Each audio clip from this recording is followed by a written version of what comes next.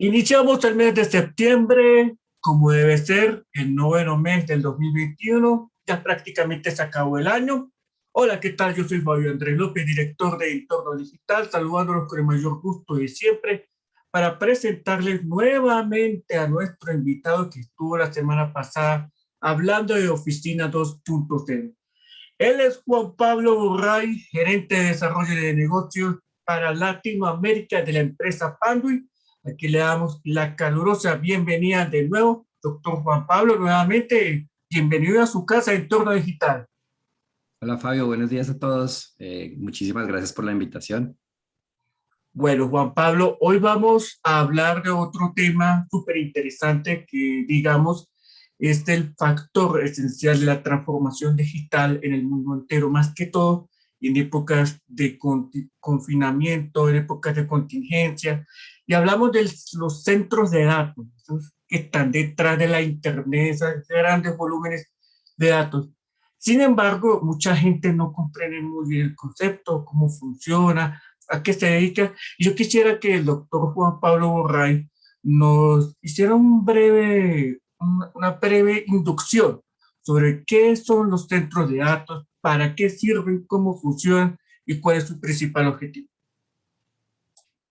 Muy bien, pues el centro de datos es el cerebro de una red.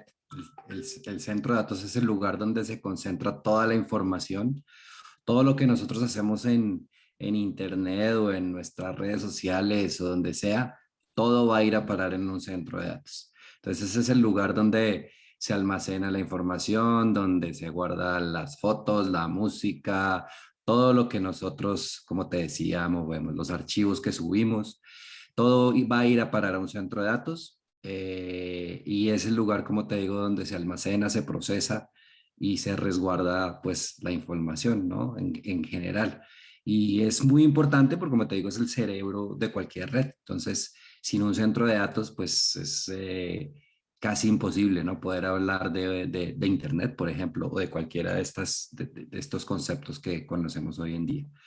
Cuando hablamos de un centro de datos y cuando oímos hablar este término de la nube, por ejemplo, ¿no? Que es tan común, estamos haciendo referencia a un centro de datos. O sea, no hay nube como tal, ¿no? Todo tiene que ir a un lugar físico y ese lugar físico son unos servidores o computadores que están ubicados en algún lugar del mundo y ahí es donde se almacena esa información. Lo que pasa es que nosotros, como nosotros no la vemos y no sabemos físicamente dónde está, pues hablamos de una nube, ¿no? Pero en realidad, cuando hablamos de la nube, pues estamos hablando de un centro de datos al final. Claramente, en los últimos tiempos, los centros de datos se han convertido en un pilar esencial para la transformación digital. Y yo quisiera preguntarle, doctor Juan Pablo, ¿cómo ha sido ese proceso de digitalización gracias a los centros de datos? Pues mira, como te decía, los centros de datos han sido siempre muy importantes desde que estamos hablando de redes de computadoras, ¿no? Los centros de datos han pasado por diferentes etapas, digamos, ¿no? Entonces, antes, hace varios años, todos los centros de datos eran distribuidos, ¿no? Entonces, si una empresa tenía, no sé, diferentes sedes y diferentes oficinas, pues casi que cada una de estas oficinas tenía su centro de datos. Luego, con el avance de la tecnología, empezamos a hablar de virtualización, por ejemplo, ¿no? Se me fue la palabra. Bueno, virtualización. Entonces, en ese momento volvimos a traer los centros de datos porque era muy fácil tener un centro de datos único y desde ahí servir a todos lados. Y ahora otra vez con el tema de Internet de las cosas, pues estamos hablando de centros de datos distribuidos porque se está generando un tipo de información que debe ser, digamos, procesada en tiempo real. Entonces, no me sirve tener un centro de datos que está ubicado a 10.000 kilómetros de donde está sucediendo el evento, porque ese evento necesita una respuesta casi que inmediata. Entonces, esos centros de datos tienen que dar una respuesta rápida. Y pues en el tema de transformación digital, pues como tú lo dijiste, pues son el pilar de la transformación digital, porque es donde realmente se toman las decisiones, donde están las aplicaciones, donde están los objetivos del negocio, ¿no? Entonces ese centro de datos es, antes era, digamos que una área de soporte, ¿sí? Diga, por decirlo de alguna forma, porque toda la gente de sistemas, por ejemplo, y los departamentos de IT de las empresas, pues tenían ahí sus aplicaciones y todo eso, lo que la gente utilizaba para su día a día en el trabajo, las diferentes herramientas informáticas, pues residían ahí. Pero hoy en día el centro de datos se ha convertido en algo más que eso y es me ayuda a conseguir los objetivos que yo genero como empresa. Solamente para darte un ejemplo en el tema del COVID, ¿no? Y de la pandemia que estamos viviendo en este momento, pues si había alguna empresa que no estaba pensando en el tema de transformación digital, que también para definir un poco el tema de transformación digital es cómo llevar mi negocio a Internet, si lo quieres ver de cierta forma, ¿no?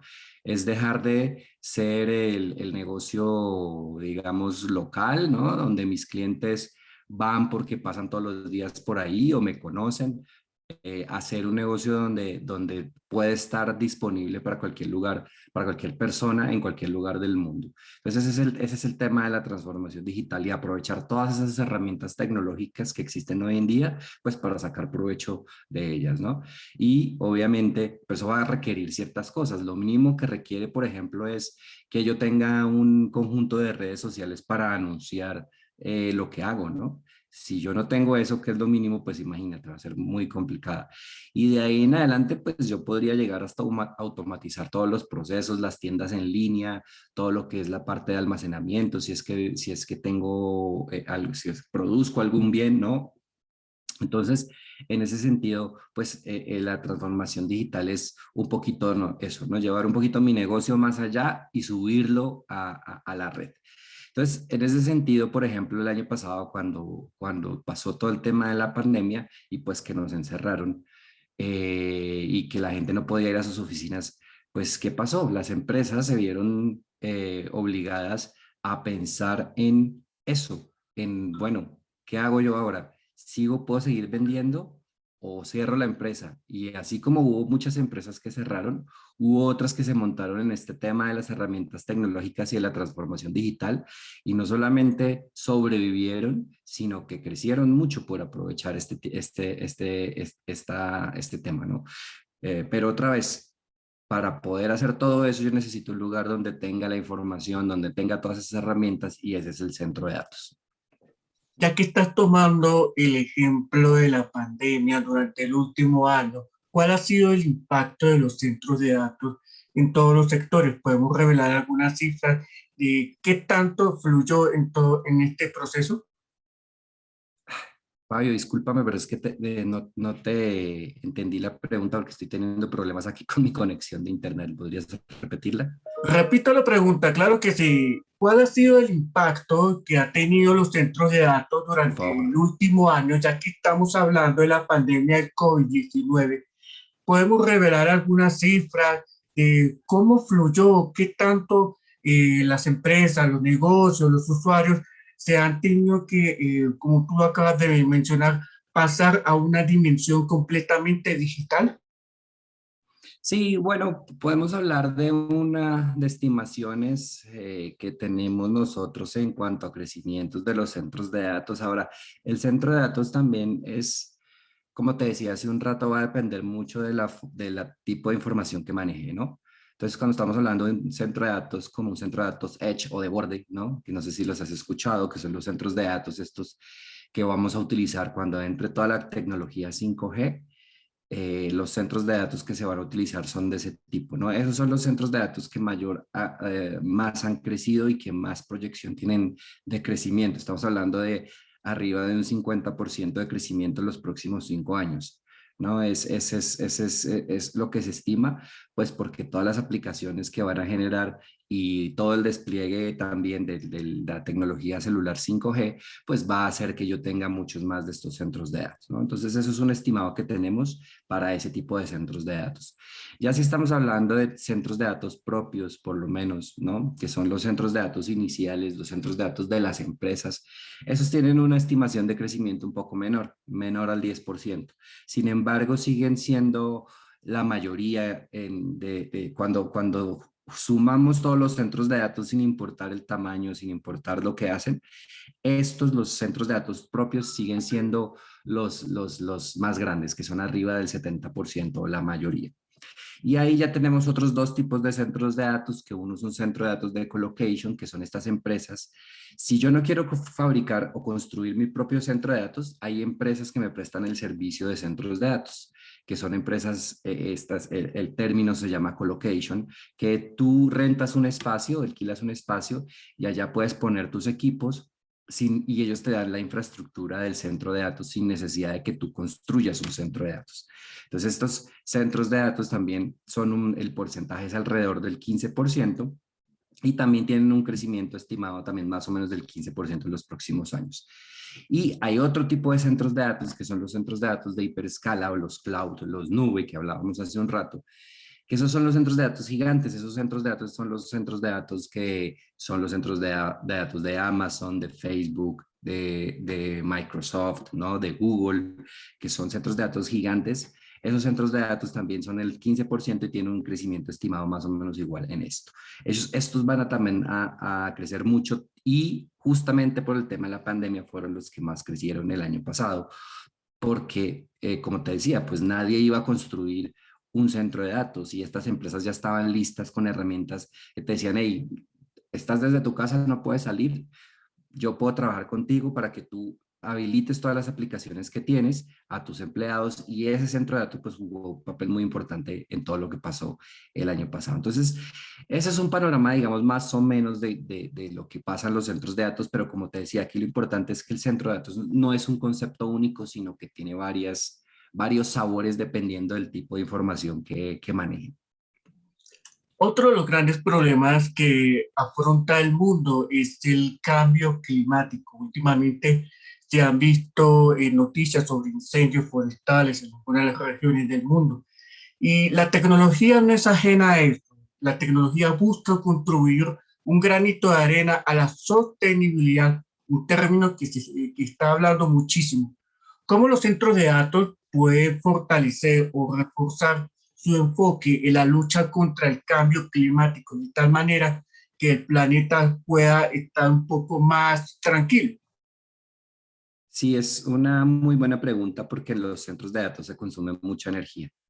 Entonces, hay mediciones internas que se hacen en los centros de datos y lo que se trata de garantizar es que todo la energía que se consuma allí, pues se mantenga o se trate de utilizar para funcionar los equipos o más bien, sí, para que los equipos estén funcionando normalmente.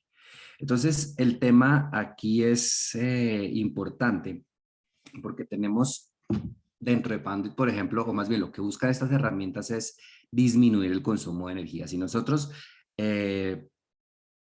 nos ponemos a ver qué es lo que hace que consume energía dentro de los centros de datos, lo que vamos a ver es que gran parte de eso tiene que ver con el enfriamiento. ¿Por qué es importante el enfriamiento en los centros de datos? Porque es lo que hace que los equipos que están allá adentro funcionen adecuadamente. Cuando nosotros estamos hablando de un servidor, de un switch, o incluso ni siquiera nos vayamos tan lejos, una computadora que tenemos en la casa, todas estas características, todos estos equipos tienen digamos, recomendaciones y rangos de temperatura para funcionar. Entonces yo debo tener algo y se imaginarán que la cantidad de equipos que yo tengo en un centro de datos pues es enorme, ¿no? Entonces yo lo que debo tener es algo que me ayude a enfriarlos y a mantener los centros de datos. Entonces esos centros de datos utilizan aire acondicionado, digamos similar al que tenemos en nuestras casas, un poco más especializado porque está diseñado para mantener estos equipos funcionando. Y cerca de la mitad del consumo de energía de un centro de datos corresponde a ese enfriamiento. Entonces, mucho de lo que nosotros tenemos hay diferentes formas de enfriamiento, incluso pues se han probado en algunos casos llevar ¿no? estos centros de datos y ponerlos en sitios donde hace mucho frío, ¿no? Y tratar de utilizar la temperatura del ambiente para enfriarlo.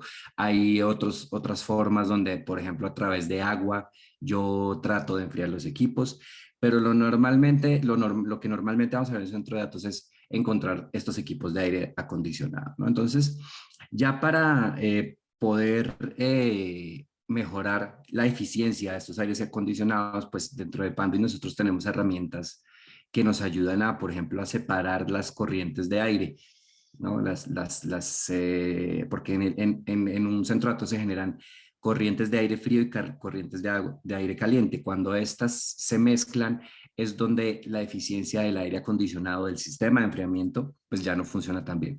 Entonces, si yo tengo soluciones adecuadas de medición, ¿no? Porque lo primero que yo tengo que hacer es medir, tengo que identificar dónde se presenta ese calor, dónde se presenta ese frío y después de eso poder separarlo a través de soluciones completamente pasivas es como nosotros como Panduit podemos garantizar que el ahorro, por ejemplo, de energía va a ser interesante. Nosotros hemos hecho estudios y más o menos estimamos que para el 50%, que es el enfriamiento, nosotros podríamos ayudar a ahorrar un 30% solamente con el uso de estas tecnologías, ¿no? Entonces, es bien importante y bien interesante tu pregunta. Sin embargo, también es muy cierto que todo lo que viene hoy en día, por ejemplo, con 5G, pues nos va a hacer consumir muchísima más energía. Entonces ahí pues están también creando nuevas estrategias para ver cómo hacemos para que esos centros de datos Edge pues no consuman tanta energía. Pero desde el punto de vista de infraestructura y desde el punto de vista de los equipos y de la forma como funcionan los data centers, hay muchas estrategias que se puedan hacer para evitar o para ayudar a que, como tú decías anteriormente, pues los centros de datos contribuyan a la sostenibilidad no empeorar el tema del cambio climático que estamos viendo cada año peor, ¿no? Cada año más incendios, más inundaciones, más cosas. Entonces, pues efectivamente son cosas que nosotros debemos hacer y sí se tienen en cuenta desde el punto de vista de quienes diseñan y operan los centros de datos. Ya que estás hablando de estrategias y para finalizar esta entrevista, ¿cuáles son los retos que tienen las empresas para que hagan un enfoque mucho más sostenible, de tal manera que todos se beneficien? ¿En qué sentido? O hablando específicamente de qué tema. En todos los temas, seguridad, centro de datos, Ok. tecnología, estrategia, infraestructura.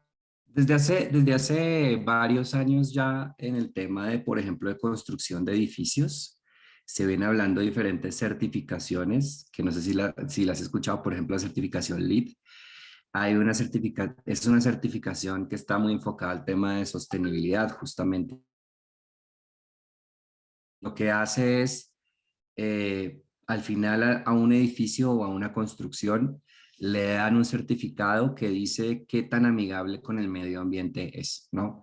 Y eso tiene que ver, como te digo, desde el proceso de diseño, pasando por el proceso de construcción y también de operación. Entonces, lo que tratan de hacer estos edificios es aprovechar mucho mejor los recursos naturales, por ejemplo, la luz, ¿no? Entonces, tratar de utilizar menos energía eléctrica y utilizar más luz natural, utilizando, no sé, sistemas, ¿no? Que me permitan a mí, por ejemplo, en dado caso, abrir y cerrar el paso de la luz con persianas o cosas de ese estilo. Eso podría ser de un lado.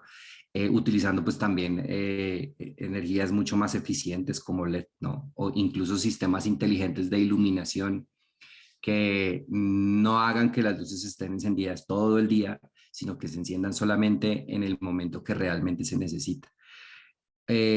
Por ejemplo, en temas de agua, ¿no? De utilizar mucho mejor las aguas lluvia, no tener un agua, el acueducto para todos los servicios del edificio, sino, por ejemplo, tener aguas lluvia, almacenarla y utilizarla en ciertas aplicaciones como los baños, por ejemplo, ¿no? No agua para el consumo humano, sino para los baños.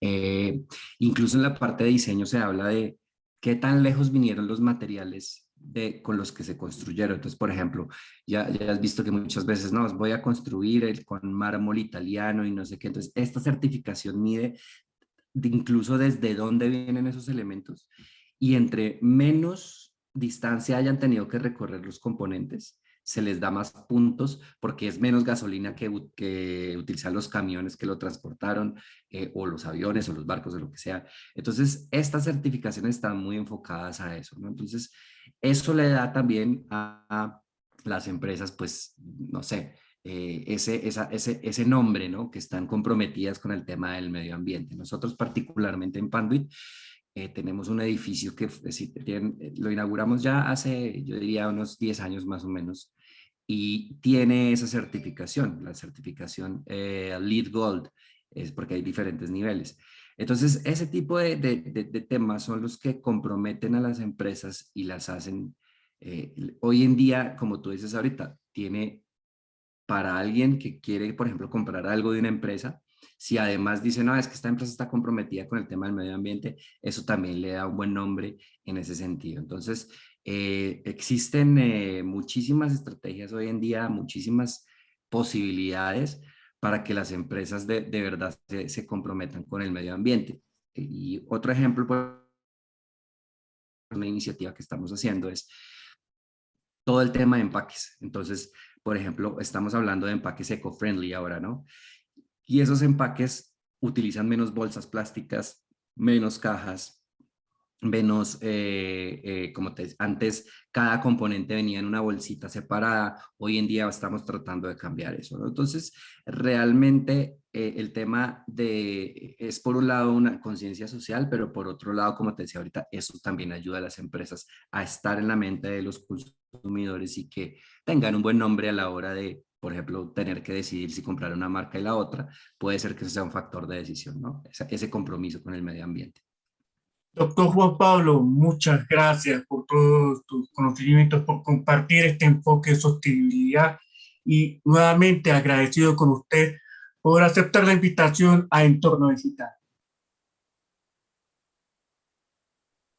No, muchísimas Amigos, gracias a ti por perdón, sí, muchísimas gracias a ti por la invitación.